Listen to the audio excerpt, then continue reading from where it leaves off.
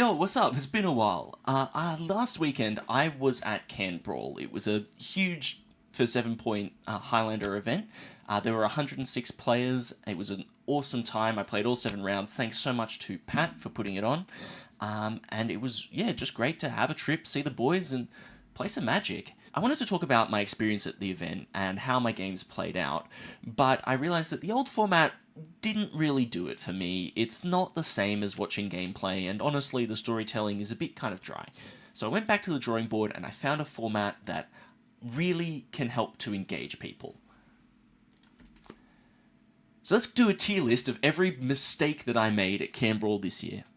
We've got 4 categories: game rule violation, classic blunders, including such favourites as getting involved in a land war in Asia and going up against a Sicilian in a battle of wits when death is on the line. We've got whoopsie daisies, which are, it's a mistake, but it's recoverable, and nurries, doesn't really matter. Let's get into it. This first one's a big one. In round 4, I was up against a Mardu deck. I had a guaranteed flash with Worldspine Worm, as my opponent cast a Ashiok, and I had Mystical Tutor and Veil of Summer in hand. I immediately responded by casting Mystical Tutor to make sure that I would get the tutor off, but then realized that they would be able to mill me and exile the card that I searched for. I then announced Fail to Find, shuffled my library, put it back, and realized that Veil of Summer would have protected Flash, both by putting it into my hand and giving me hexproof from Ashiok. So that is going to go straight up. I should have got banned for that. Second, keeping a no-lander into 2 turn 1 hand to stack spells off of a Gemstone Caverns. Now, obviously, I didn't know they would have a Gemstone Caverns or 2 hand attack spells on their opener when I kept the no-lander, and in my defense, I still think it's correct to keep. But it definitely lost me the game pretty badly. I managed to almost recover it. This one, they didn't have so much pressure, so I was able to draw into lands, show and tell out Atraxa, but they put a Dilophosaurus down, so I couldn't block, and I was dead. Alright, let's see what's next. So I tutor up the Sam combo off of a Protean Hulk into an untapped Caracas. Now, that was not great, but I still got 3 foods, because here's the thing, I had boarded out Sylvan Safekeeper. That's this one here. But for this mistake, which was impacted by it, I still was able to get a Dimir Infiltrator as an extra creature, and it's just bigger. I was playing against Red-White Legends, they had a bunch of 2-power creatures, so I was able to block really effectively, draw into a Limdal's Vault, find my white source, and cast Sam and win the game. So that's going in the Nurries. Or that's going into Nurries, I think. I think that was... it's not a huge deal at the end of the day. I still had other ways to protect my combos, so even though it did put me at risk, I didn't end up mattering. Being on Merchant Scroll instead of Wishclaw Talisman, I naturally just want to put it there, but let's talk about it. I really like 2-mana tutors in the Flash deck. If you don't have enough 2-mana tutors, you just don't have good things to do on your first 2 turns of the game. So having Merchant Scroll was a point that I was really keen on spending. But getting back from the event and thinking about what I would do to make it a 7-point list, I realized that Wishclaw Talisman just gets everything. It's still an effective way to spend 2 mana, because by the time that you get to your flash turn, you almost always have more mana than you need. So 1 extra mana to tutor on the flash turn is not a big deal at all. So I'm going to put that on Whoopsie Daisy, because it's, in my opinion, it's more of a mistake than exposing my combo pieces to Caracas. But at the end of the day, it didn't lose me any games. Or maybe that might not even be true, but it didn't blatantly lose me any games to have Merchant Scroll instead of Wishclaw.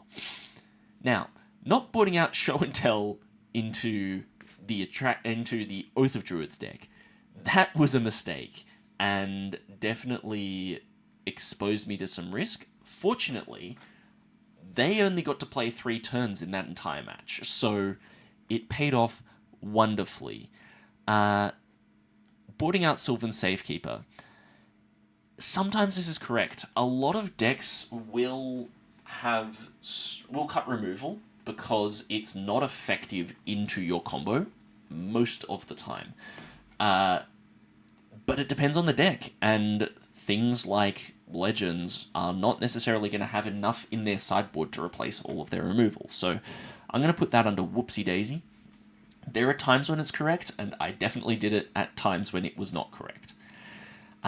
Speaking of what I mentioned a minute ago, thinking about going to 7 points, not playing 7 points. I used an 8-point mana base, and I lost a couple of games, not any matches, I think, but I definitely lost a couple of games because I paid too much life to my mana base. So that's going to go under... I did get some advantages from the extra point. Having Mental Misstep was really good. I won a lot of games because of the turn 1 Mental Misstep. So I'm going to put that there under Whoopsie Daisy. I think it is better to be on 7 points, but it's not that much better. Now, this was a mistake that several of my opponents made, underestimating me. In the last 2 rounds of the event, my opponents played a total of 8 turns over 2 best of 3s. Like, it's just... You need to have the right interaction, and if you don't have the right interaction, you lose. Game rules violation, get banned, next. Voice of Victory. This was a massive punt that I made in the first game of the tournament. I had seen their days off of a Gitaxian Probe on turn 1. I had Inquisition of Kozilek and Force of Negation in hand. I was about to have my combo assembled, and I passed the turn because I thought, rather than spending my Inquisition, I can use Flash on their turn and then protect it with the Force of Negation. But they had a Voice of Victory. Now, I still almost could have won, even by delaying my kill for 1 turn, but they had a Worldly Tutor to get Questing Beast and put me to just barely dead. I was alive on 1, if not for the Questing Beast, I think. So that is going to go up into GRV as well. That is a massive punt. I think that is probably a bigger punt than the Ashiok punt, because it's just like, yeah, into the Ashiok, right? I would have flashed in a Worldspine Worm, which is almost definitely winning, but it's not definitely winning. Like, you can get out from that. This, I just had the kill, and I just didn't kill them, because I only had 2 lands, and I knew they had days, right?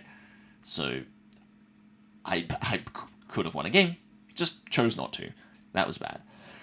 Last one. Expecting Woodfall Primus to win me the game on its own. Now, Woodfall Primus is a great card with Flash on turn 2. Outside of that, it's actually not that good, and I did get it in 1 game? I think it was just the 1 game, where my opponent already had 5 lands. I was able to then chump block with it. They had a 5/6 Barragoyf, and Sylvan Tutor for Metamorphosis Fanatic. So I blew up 3 lands and had a 6/6 with Lifelink, and that was not sufficient to win me the game. So I'm going to put that up in Classic Blunders. Yes, it is great on turn 2, but it relies on something else to win the game. And so I think in future, I might even be cutting it, even though it is so good with Flash. But that is all of the big mistakes that I made, or all of the big mistakes that I saw over the course of the event.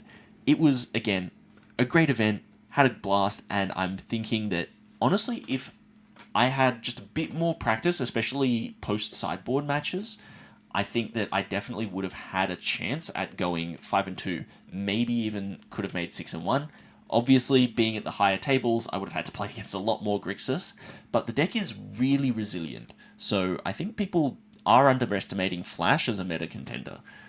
But that's all I've got for this one, so I'll see you next time with a deep dive into the Flash archetype, the list I built, and what I think is optimal for the deck going forward.